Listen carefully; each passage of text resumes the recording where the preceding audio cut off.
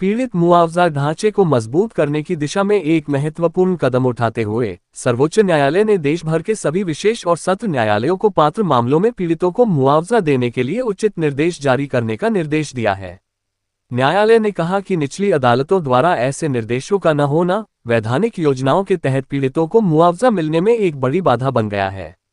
न्यायमूर्ति बी नागरत्ना और न्यायमूर्ति आर महादेवन की पीठ ने पीड़ित मुआवजा योजनाओं के प्रभावी कार्यान्वयन की मांग करने वाली ज्योति प्रवीण खंडपसोले द्वारा दायर एक जनहित याचिका पर सुनवाई करते हुए यह आदेश पारित किया। सुनवाई के दौरान न्यायालय ने कहा कि अपराध के पीड़ितों को अक्सर राज्य विधिक सेवा प्राधिकरणों SLSA से मुआवजा लेने में खुद ही जूझना पड़ता है, क्योंकि निचली अदालतें दोषसिद्धि या सजा सुनाए जाने के समय ऐसे भुगतान का स्पष्ट निर्देश देने में विफल रहते हैं। आदेश में कहा गया है, पीड़ित मुआवजा देने में आने वाली बाधाओं में से एक ये है कि विशेष न्यायालयों या सत्र न्यायालयों द्वारा किसी अपराध के पीड़ितों को मुआवजा देने के लिए कोई निर्देश जारी नहीं किया जाता है। आगे कहा गया है कि इस संबंध में जागरूकता का अभाव भी है। इस समस्या के समाधान के लिए न्यायालय ने निर्देश दिया कि सभी विशेष और सत्र न्यायालय अब से जहां भी लागू हो पीड़ित मुआवजे के संबंध में विशिष्ट आदेश पारित करें। ये निर्देश विधिक सेवा प्राधिकरणों, चाहे वे राज्य, जिला या तालुका स्तर पर हों, को त्वरित कार्यान्वयन सुनिश्चित करने में सक्षम बनाएंगे। पीठ ने यह भी आदेश दिया कि निर्णय की एक प्रति सभी उच्च न्यायालयों को प्रधान जिला न्यायाधीशों और विशेष न्यायालयों के बीच प्रसारित करने के लिए भेजी जाए। सभी उच्च न्यायालयों के रजिस्ट्रार जनरल इस आदेश को सभी राज्य न्यायिक अकादमियों के निदेशकों को भेजेंगे ताकि यह आदेश सभी प्रधान जिला न्यायाधीशों को भेजा जा सके कि विशेष न्यायालय, सत्र न्यायालय और संबंधित विशेष न्यायालय के न्यायाधीशों को पीड़ित को भुगतान के पहलू के संबंध में भी सूचित किया जाए।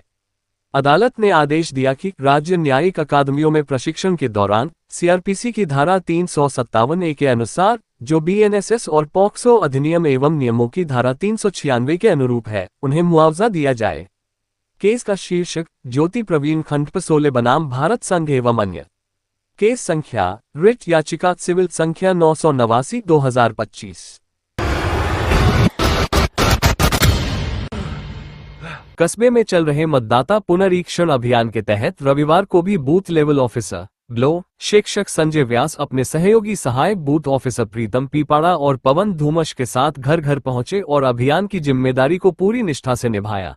अवकाश के दिन भी तीनों शिक्षकों द्वारा अपनी जिम्मेदारी को पूरी ईमानदारी के साथ निभाना, इस तरह फील्ड में उतरना क्षेत्र में चर्चा का विषय रहा।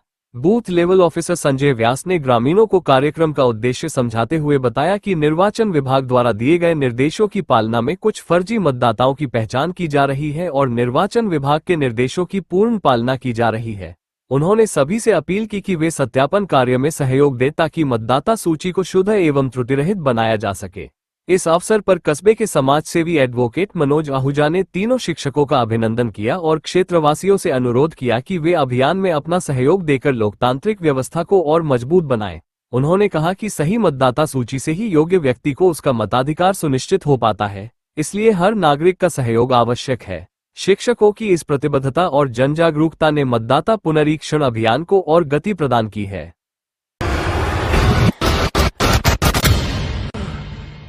आचार्य विशुद्ध सागर महाराज के परम प्रभावक शिष्य श्रमून मुनि श्री प्रणीत सागर महाराज व क्षुल्लक विधेय सागर महाराज के शीतकालीन प्रवास के अंतर्गत नेमिनाथ जैन मंदिर बोहरा कॉलोनी में मंगल प्रवेश हुआ। सकल जैन समाज के धर्मावलंबियों ने गाजे बाजे के साथ महाराज की भव्य आगवानी की। मंदिर कमेटी के संरक्षक अमरचंद चोरुका, शांतिलाल जैन, भागचंद जैन, निहाल चंद जैन, टीकम चंद जैन व कमेटी सहित समाज के पुरुष व महिलाएं उपस्थित रहे। मंदिर कमेटी के अध्यक्ष ज्ञान चंद जैन ज्वेलर्स व मंत्री कैलाश जैन मावा ने बताया कि प्रतिदिन प्रातः 7:15 बजे महाराज के सानिध्य में अभिषेक व शांतिधारा, 8:30 से 9:30 तक मंगल प्रवचन, 10 बजे आहारचर्या होगी। आज की आहारचर्या का पुण्यार्जन सुरेश कुमार, अंकित कुमार जैन उनियारा परिवार व शांतिलाल चोरुका परिवार ने प्राप्त किया। पंडित निकेत शास्त्री ने बताया कि दोपहर 3 से 4 बजे तक मुनिश्री द्वारा धार्मिक कक्षा श्रुतशाला का आयोजन किया जाएगा। सायकालीन कार्यक्रम में 6 बजे से श्रमण प्रतिक्रमण, आनंद यात्रा व भक्तामर पाठ का आयोजन किया जाएगा।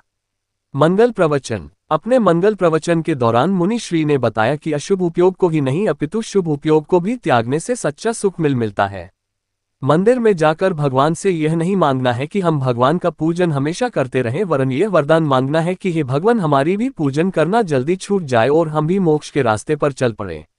प्रातःकालीन अभिषेक, शांतिधारा व नित्य नियम पूजा के कार्यक्रम मुनिश्री के सानिध्य में आयोजित किए गए। पारस जैन, मीडिया प्रभारी। राजकीय उच्च प्राथमिक विद्यालय देवखेड़ी में बाल दिवस बड़े ही हर्षोल्लास के साथ मनाया गया। इस अवसर पर विद्यालय एवं आंगनबाड़ी केंद्र के संयुक्त तत्वावधान में विभिन्न रोचक गतिविधियों का आयोजन किया गया। कार्यक्रम के दौरान विद्यार्थियों ने चित्रकला, कबड्डी, खो खो, भाषण प्रतियोगिता तथा नो बैग डे जैसी गतिविधियों में बढ़ चढ़कर हिस्सा लिया। बच्चों ने अपनी प्रतिभा और उत्साह से सभी का मन मोह लिया। विद्यालय के प्रधानाध्यापक श्री सत्यप्रकाश वर्मा ने इस अवसर पर कहा कि बेटियों को शिक्षा और खेल दोनों में समान अवसर मिलना चाहिए, क्योंकि वही हमारे समाज की सशक्त आधारशिला है। कार्यक्रम में सत्यप्रकाश वर्मा, ग्राम साथिन मंजू देवी खटीक, आंगनबाड़ी कार्यकर्ता शांति देवी शर्मा, CHO सीताराम जाट सहित ग्राम की अनेक महिलाएं उपस्थित रहीं। सभी ने बाल दिवस के इस आयोजन की सराहना की और बच्चों को उज्जवल भविष्य की शुभकामनाएं दी।